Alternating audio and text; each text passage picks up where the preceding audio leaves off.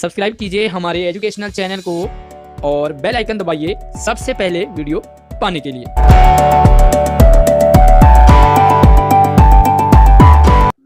प्यारे बच्चों, आज की वर्कशीट क्लास 8 सब्जेक्ट हिंदी में वर्कशीट नंबर 38 को आज की वीडियो में हम पढ़ने और समझने वाले हैं।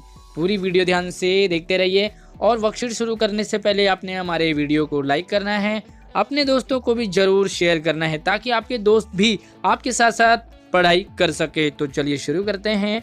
और आज की जो वर्कशीट है उसमें हम पढ़ेंगे मुहावरे।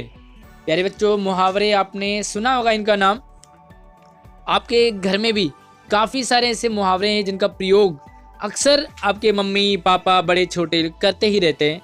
तो क्या होते हैं मुहावरे और इनका क्या यूज होता है हिंदी में, तो आज की वर्कशीट में हम पढ़ते हैं। शुरू करते हैं। मुहावरे में एक से अधिक पद होते हैं। पद यानी कि शब्द। जो मुहावरा होता है उसमें काफ़ी सारे शब्द होते हैं, है ना, जो विशेष अर्थ का बोध कराते हैं।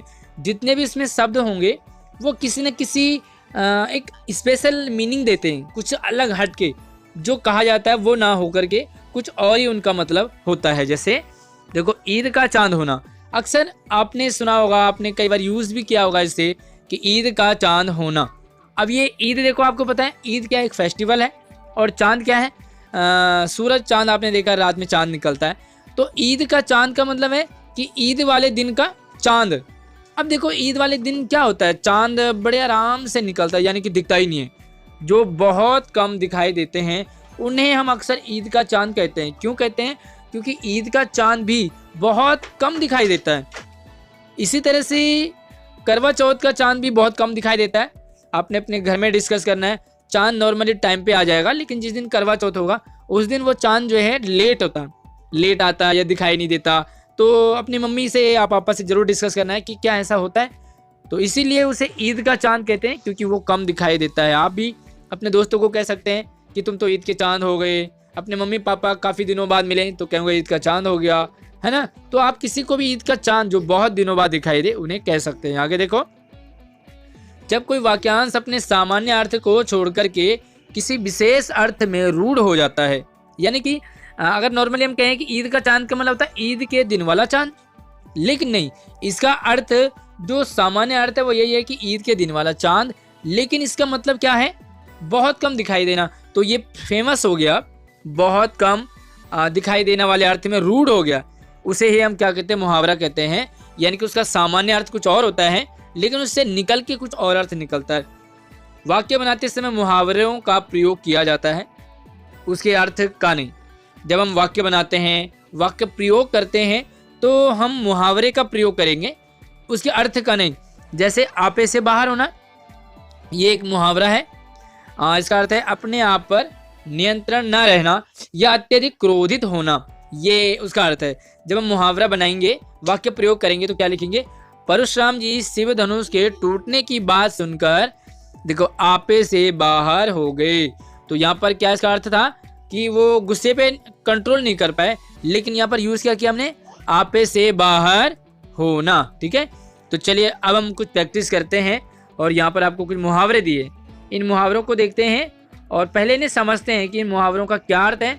उसके बाद हम इन मुहावरों के अर्थ लिख करके इनका वाक्य प्रयोग करेंगे। तो मैं आपको सभी के वाक्य प्रयोग करके दिखाऊंगा, मैंने लिखे हुए आपके लिए। आप अभी समझिए पहले और कॉपी पेन का प्रयोग आपने बाद में करना है। तो पहला मुहावरा है अंग अंग टूटना, यानी कि सारा दर्द, सारा शरीर दर्द करना।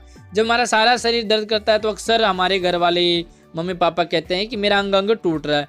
इसी तरह से अंग अंग ढीला होना, जब हम बहुत थक जाते हैं तो क्या कहते हैं कि हमारा अंग अंग ढीला हो गया। अपना राग अलापना, ये मुहावरा है। अपना राग अलापना का मतलब अपनी ही बात कहना। कुछ लोग होते हैं जो दूसरों की सुनते नहीं, बस अपनी ही चलाते हैं, अपनी ही कहते रहते हैं, उन्हें कहते हैं अपनी ही राग अलापता रहता है ना। देखो, अंगारे उगलना, यानी कि क्रोध में कठोर वचन कहना। अक्सर आपके गली मोहल्ले में, अड़ोस पड़ोस में ऐसे लोग होते हैं जो हमेशा अंगारे ही उगलते रहते हैं। तो ये इसका अर्थ है। अंधे की लाठी का मतलब होता है एकमात्र सहारा। तो जो भी किसी घर में अकेला लड़का हो तो हम कह देते हैं कि अपने घर वालों का, अपने मम्मी पापा का अंधे की लाठी है।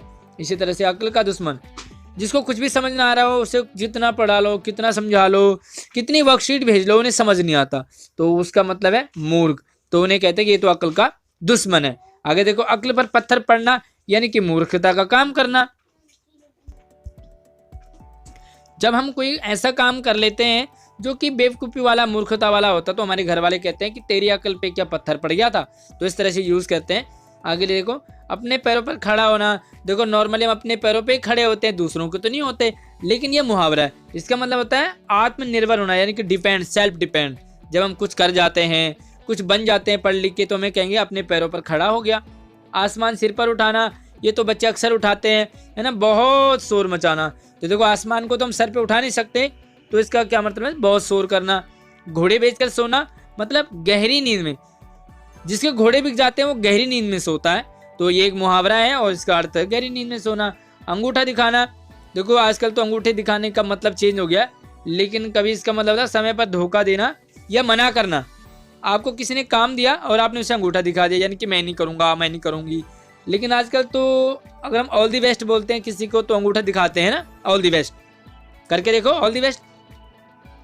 1 और 1 11 होना, तो आपस में क्या होता है, संगठित होकर शक्तिशाली होना, यानी कि मिलजुल करके सभी भाई लोग आपस में 1 और 1 11 होंगे, सभी दोस्त 1 और 1 11। तो ये सारे मुहावरे। तो चलिए इनका वाक्य प्रयोग मैं आपको करके दिखाता हूँ। तो चलिए पहला है, अब हम सिर्फ वाक्य प्रयोग करेंगे, और वाक्य प्रयोग करने में जो मुहावरा है उसको आपने अंडरलाइन करना है या दूसरे पेन से, चेंज वाले पेन से लिखना है। तो देखो, आज तो बहुत काम किया, मेरा अंग अंग टूट रहा है, ठीक है, पहला वाला। तो आप इसे वीडियो को रोक रोक करके आप लिखेंगे, जब तक आप नहीं लिख पाएंगे तो आगे नहीं बढ़ाना वीडियो को, ठीक है। दूसरा है, पैदल के सफर ने मेरा अंग अंग ढीला कर दिया। तो मुहावरा था अंग अंग ढीला कर दिया, इसको आपने अंडरलाइन करना है।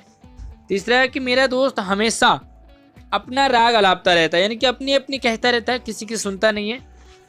चौथा है, हमारी पड़ोस की आंटी जब देखो अंगारे उगलती रहती है।